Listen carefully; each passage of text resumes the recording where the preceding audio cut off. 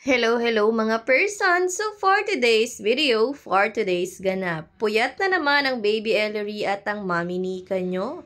Nagligalig nga kasi magdamag si baby Ellery, hindi siya nagpapalapag ng gising siya. Gusto niya pag gising siya ay hinihele-hele ko siya. May dinaramdam nga kasi ang baby Ellery nyo ngayon.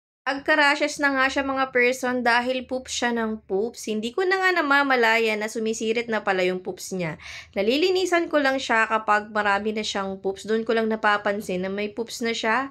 Ayun pala ay maya-maya ay sumisirit ang poops niya. Kahapon ko lang na-observe nung nagka-rashes na siya. Ang dami niyang rashes at nagsugat na nga kaya naman hindi ko muna siya dinadayaperan. Ina-expose ko na muna yung kanyang rashes para matuyo agad at nilalagyan ko ng petroleum jelly. Kaya naman pala nitong mga nakaraan ay madalas nga nagliligalig ang baby Ellery, siguro nga ay humahapdi na ang kanyang rashes.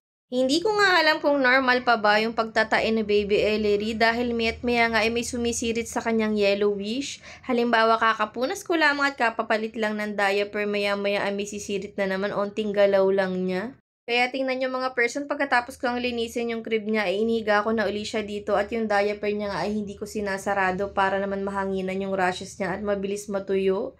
Tingnan nyo naman, puyat na puyat din talaga ang baby Ellery, kawawa naman.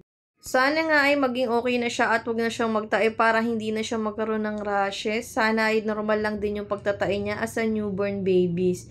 Kayo mga person, sa mga may newborn babies dyan, nagtatae rin ba ang mga newborn babies nyo? Yung sa akin kasi pasirit-sirit ang puwit niya.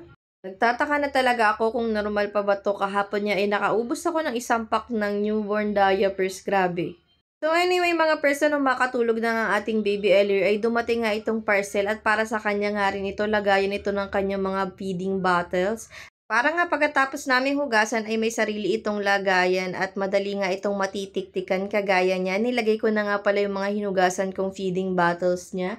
Ang kagandahan niya dito ay may drainer pa siya dito sa ilalim at hindi maiisak ang tubig. Talagang pang dish drainer siya. Tamang-tama lang yung laki niya para sa mga feeding bottles ng ating baby Ellery. Sulit na sulit talaga. Meron pa nga pala tayong isang parcel for today's video mga person at nakaligo na nga ako sa mga oras na yun at nakapag-bihis na ako. At ayan nga mga person, dumating na rin itong inaantay kong thermos. Ito na nga pala yung pinili kong thermos, team puti at team kahoy para naman aesthetic din ang mga gamit ng ating baby Ellery. Meron na nga rin pala kaming electric kettle na thermos type pero kinukulang pa nga rin talaga yung stock kong tubig ng mainit. Alam niyo naman, ang newborn babies, gamit na gamit ang warm water, kaya naman kailangan talaga may ganito ako. Kagandahan niya dito, ipupush mo lang yung button at lalabas na yung tubig, hindi mo na kailangan buksan pa ito lahat.